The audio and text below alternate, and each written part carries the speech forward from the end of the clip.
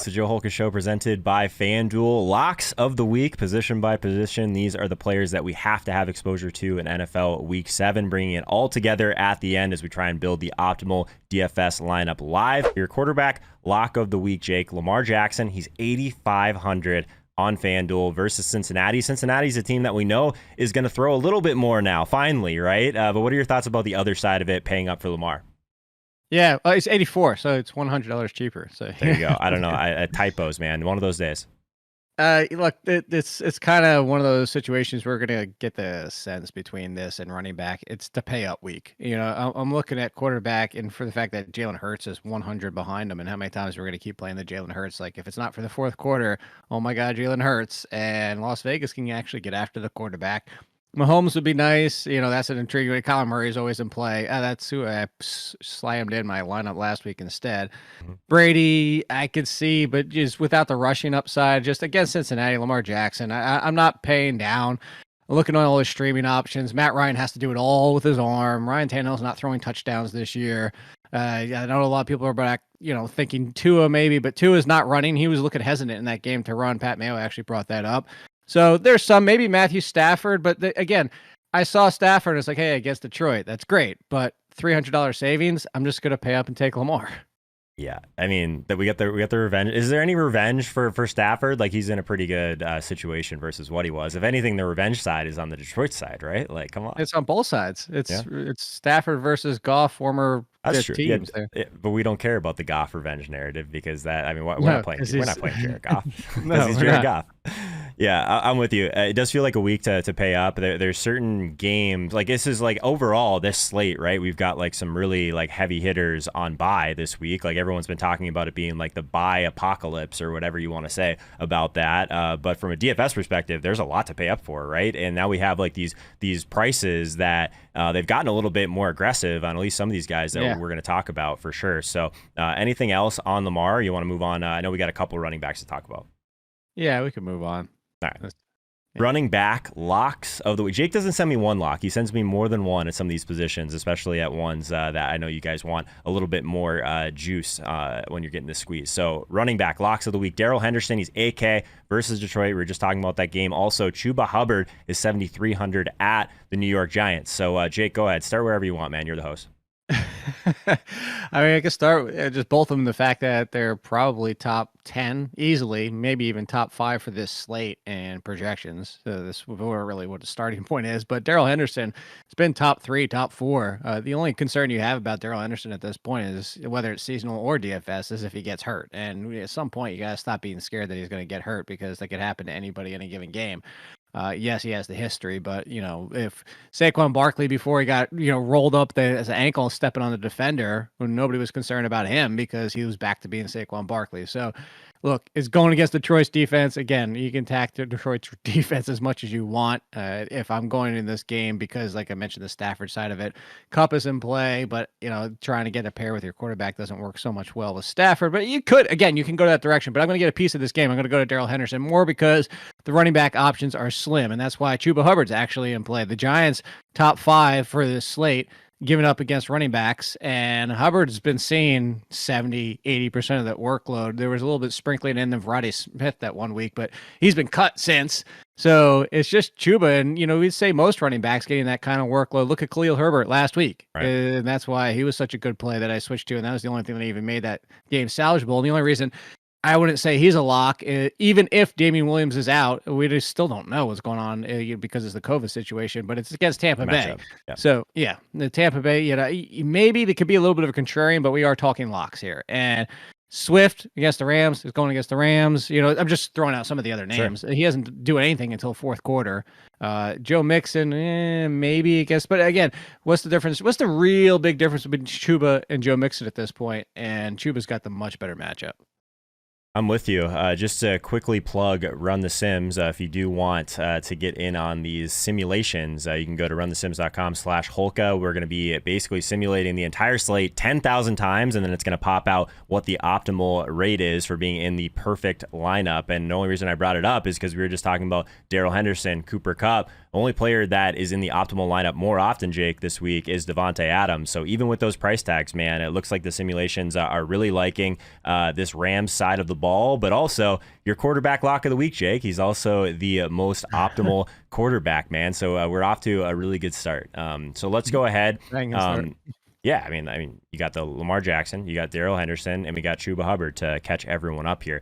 So let's go ahead and move on to wide receiver. This is someone that we've been talking about a decent amount today, but man, Calvin Ridley is 7,300 on FanDuel. We have Cordero Patterson, 700 more expensive. Those are the words that I never thought would really come out of my mouth. But in the spot against Miami, it seems like it's only a matter of time. Obviously, last week he was not in the lineup. He'll be back. All of the stuff, like all the data behind the scenes says that, I mean, that Calvin Ridley, the volume is still there. It's only a matter of time before he starts to like really have that like staple like performance, right? It sounds like you're all over him this week.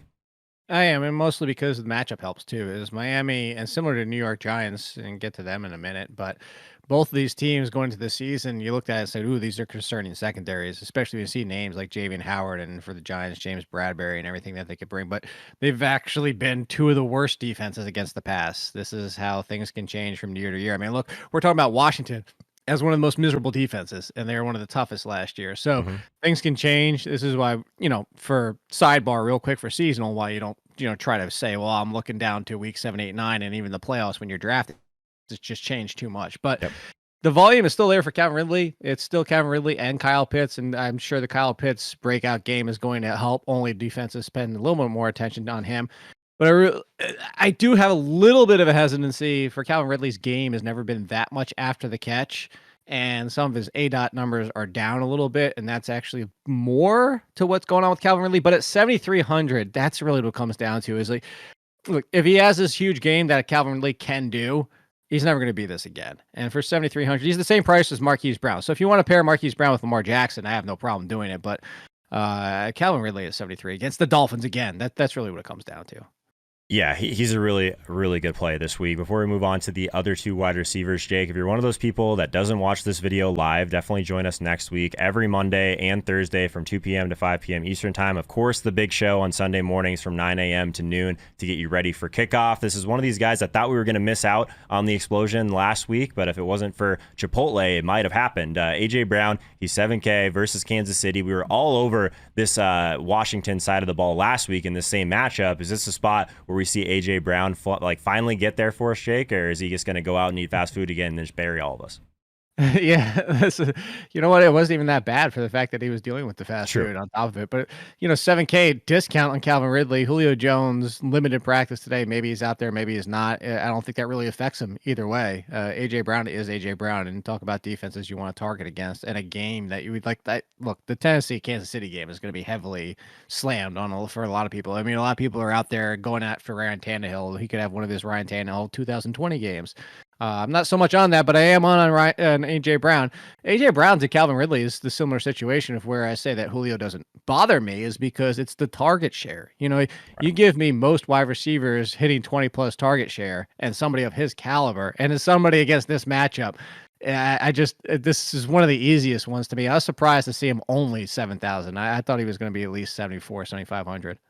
Yeah, the crazy thing, I mean, obviously, about this game is it's just so expensive to completely stack it up. But if you're trying to grab like little pieces of it, little mini stacks, like we just built a team, I don't want to completely spoil it, but a mini stack of 2 elite weapons in this game, you don't necessarily have to play the quarterbacks in this spot. Obviously, Derrick Henry is all the way up to 11K now. So I love the idea of going back to A.J. Brown, especially at that price tag for sure. If you didn't want to pay all the way up at wide receiver, another guy that we're going to talk about here, Jake, is Sterling Shepard. He's 6,500. It's a tough matchup against this Carolina defense, but if Carolina is going to bring pressure, you would think that like this safety valve underneath for Sterling Shepard, like our target share is already through the roof. It sounds like he's another guy that might just be a little bit underpriced this week. Is that fair to say? Yeah, really, Sterling Shepard has been the safety valve for Daniel Jones and been his favorite target. Even last week before Kadarius Toney left the game, and Toney looked great, but Toney and Shepard were the two main options for Daniel Jones. It's just always been the case. At this point, there's not much left to say about Sterling Shepard. I only wanted to bring him up just because if you're talking about guys getting 20, now 25, 30%, I mean, essentially his target share, we're approaching Debo level here. And no, I don't think he's the same level as Debo when you talk about the talent and the upside purely, but he's also Jacoby Myers, who actually scores touchdowns from time to time. So, yeah, it's not the best matchup, but it is one of the best projected target volumes of the week, and that's really what it comes down to. If you're going to try to drop $500-700 cheaper, as you said, Sterling Shepard would be the one that I came off the top 2 for. I'm with you. We got Rich Rebar in the chat, just reminding us that it is not AJ Brown, it is Arthur Juan Brown. He's been just hammering that all day, like literally, like in his segment. Check out the stack segment, obviously next after this video. But man, I had no idea who he was talking about, and then I get it, AJ Brown. Arthur Juan. I don't know. Maybe I missed that whole thing in the offseason. Locks of the week at tight end, Jake. Kyle Pitts. He's 6,100 at Miami. We were just talking about Calvin Ridley. It doesn't sound like just because Ridley was out last week that's going to kind of draw you away from Kyle Pitts. No, it's not. This was an easy one. This was just it. Yeah, Barkley. Yeah, Barkley's trying to get involved in the show. So there likes for Saquon Barkley to get you 100. Well, actually, just regular Barkley, not Saquon. He's not even playing, so I can't like that. Kyle Pitts is just simple. I just only threw him in there because it's just like, hey, if you're thinking about spending up at tight end, don't be think, oh, it's a one-off game. Calvin Ridley is back. I'm scared. I've even been tempted to go. Like I said, Matt Ryan has to do it all with his arm. And it's, again, not the way I would go, but you could do a Matt Ryan, Calvin Ridley, Kyle Pitts stack and still be able to pay up at running back. It's true. We can maybe make something like that work when we get to your lineup, Jake. So let's talk about the guy that's basically priced right next to him. And now Zach Ertz is just going to completely make this Arizona situation even worse for me, but it is really good for Dallas Goedert, 5,900 against the Raiders. What are your thoughts on him this week? That's really what we've been waiting for this to happen. We've been waiting for the free Dallas Goedert to get Zach Ertz away from him because we've actually seen games with no Zach Ertz and what Goedert can do. And you talk about it, you go back to the safety valve and mention this game. A little bit of hesitancy on Devontae Smith because, again, go back to Las Vegas and the fact that they can get after the quarterback. Well, Jalen Hurts has to get the ball out quicker, and Jalen Hurts gets the ball out quicker. It's going to be more Dallas Goedert, and potentially, maybe we get actually Jalen Reagor to catch a ball this week. But really what it comes down to is Dallas Goedert might be his favorite weapon in this game because he doesn't have Zach Ertz, and it might have been the two tight ends if they were both still there. So 5,900, I have a feeling Dallas Goedert's going to have a top 5 week, and he's going to be in that mid 6,000 next week. And all of these Philly guys are so cheap, right? Outside of Hurts, basically. Like we have Goddard at 5,900. We have Miles Sanders at 5,900. We've got Devonta Smith at 5,800. And then Jalen Hurts is all the way up at 8,300. It's just such a weird pricing for this. I don't know. I guess we were just talking. He runs. Yeah, exactly. But I do want your take on Miles Sanders at 5,900, though. I understand he's not necessarily like a lock or anything like that, but that's a price tag that really stood out to me, and that's one of the things that was popping a little bit in the simulations so far this week. But man, he just hasn't been seeing the volume to be a lock. But do you think he's like reasonable in tournaments unless he gains a little bit of steam at that price, basically? In tournament, I could see it because, if Sirianni's telling the truth, really what it comes down to is part of what the problem is that Jalen Hurts in the passing game, everything is that they need some more run read options and stuff like that. And he's talking about that. Well, also involving getting back to the run game a little bit. Part of it is just he's not turning to Miles Sanders. Hell, Kenneth Gainwell's barely even seeing the field at this point. So, yeah, I could see that, if you told me Miles Sanders was going to get 15 plus touches, sure. Really, hell, for that price, he's definitively in play. The question is just he going to get the touches? So, right. Yeah, I think that's an interesting tournament. Obviously, as you said, if he starts getting ownership where people are like, oh, we're on this because we see the same thing, then we'll let other people mess around with that. Yeah. All right, so your lock DST of the week is going to be the Tampa Bay Bucks. They're 4,400 against Chicago. Like, honestly, we've seen defenses like this in like similar spots be all the way up at 5K, so I don't mind it at all.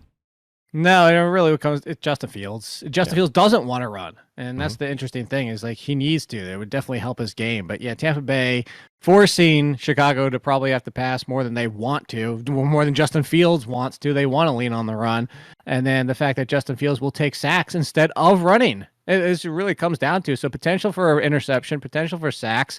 It's the real fact here. And I'm looking down, and I was like, man, I don't really want to spend 4,400 at defense, but everything underneath them is just gross. I mean, Carolina's more expensive going against Daniel Jones, which I get it, but maybe Las Vegas, but that could go sideways so easy if Jalen Hurts just has an insane fourth quarter, and then everybody cheaper is just kind of gross to get involved with. So that's what it comes down to. It's almost the best, least expensive defense to go after.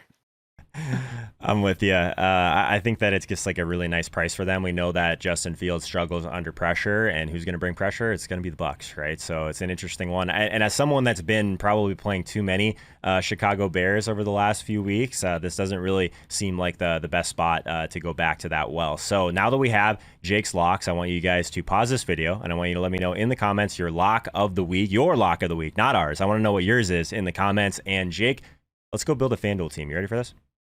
Yeah, let's do it. All right. So this team, per usual, will be in the Listener League. This is a rake-free contest. It's $5, 3 max, big prizes, all that good stuff. It's the battle of the guests. And if you want to get involved, definitely join this. FanDuel.com/Holka. Get in there. Are we going to start with a stack? Are we going to start with one of your locks? Where do we start here, Jake? You take the wheel.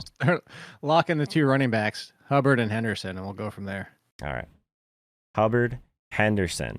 Honestly, this is like price tags where you have to pay up for the volume and all of that. But man, Henderson is going to be 20% owned and some of the stuff, and some of the higher stakes, probably stuff like 30%, just because the price is still probably underpriced, right? So I'm with you. Yeah. What is he? 2,000 under Christian McCaffrey not playing? Right. Yeah, exactly. And then are you going to pay $3K more for Derrick Henry? $3K does a lot for your lineup this week when we have all these high flying wide receivers to choose from, right? So that's the problem is, another week where we don't have 6 teams on a bye, I could see, but find a way to get Derrick Henry in there, similar to you find a way to get McCaffrey in there, but it's tough to do this week. Yeah, it is for sure. Is there anything, I guess, if you wanted to play Chuba, do you have any interest in playing Shepard on the other side of that with a mini? Or do you already have your team built over there? No, I'm kind of going back and forth at the same time. I do, but I don't know if we can afford it. That's the question we have. So we can put it in there. No, I mean, just for what I want to get in there. So you can put him in there and see what happens. Oh, yeah, I guess 6,500. He's not free. It's not like he's 55 like some of these other guys. I'm with you. So we can maybe we'll leave that out for now, but we'll keep it in our back pocket. So what direction do you want? Because we got to put Lamar in there. Okay, so that's why you can't afford him. Got it. All right. Are we going Lamar naked? You're like the king of naked quarterback, I feel like. I am. So, let's do Lamar naked for right now. Because let's do again, I would love to say Marquis Brown, but at 7,300 for the same price, I'm going Calvin Ridley. I'm with you. All right, so let's go Ridley in here. Is it the Ridley spot? We will see. I guess any interest in Jalen Waddle on the other side, that mini stack we've been talking about a little bit. We not know with that Parker back. Not with Parker back. All right. You think that that really kind of hurts his usage on the inside, these kind of shorter routes that he's been getting, basically, because he's so cheap. He is. And what is his price again? It's 5,600, something like that. It's really low. It's his price hasn't moved even after last week when he scores 2 touchdowns. Yeah, he's 5,900. Yeah, so for 5,700, there's a wide receiver I like a little bit more who never scores touchdowns. You're going back to the well, huh? This is the week. I've never said that. I said everybody needs to stop saying that. Are you willing? Maybe now that I finally use it. Maybe now that I finally use them will be the week. Hang on. You're full screen. This is the week. This is the week. This is the week. This is the week. There we go. Jacoby. I can never spell his name. I struggle to spell his name. 5,700. Man, the target share. I mean, we've talked about him every week. He's gonna score eventually. If he does score, this price tag is just way too cheap for the volume he's seeing. That's basically what it comes down to. So 5,800 the rest of the way. You're gonna need some punts here, Jake. So what do we? Can we get up to Tampa? Probably not. Is there another defense that you like? I don't know. Well, we'll work our way backwards. So put in Tampa and Dallas Goedert and see. Okay. Tampa. We got the Bucks and we got Dallas Goedert.